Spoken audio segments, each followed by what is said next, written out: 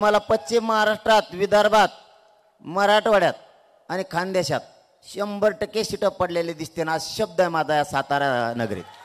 आणि त्याच्यात परत मुसलमान आपल्या जोडीला आहेत. गिरीश महाजनांच्या मतदारसंघात 1,36,000 नुसते मराठी आहेत. ये बर म्हणा कस काय निवडून येत होती.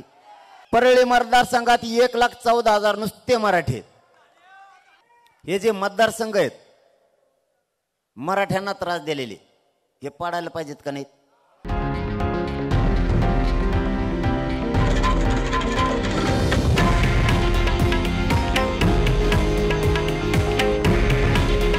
हे आहे देशातील नंबर 1 न्यूज नेटवर्क आणि आपण पाहत आहात TV9 मराठी. काळजी तुमची, हित महाराष्ट्राचं.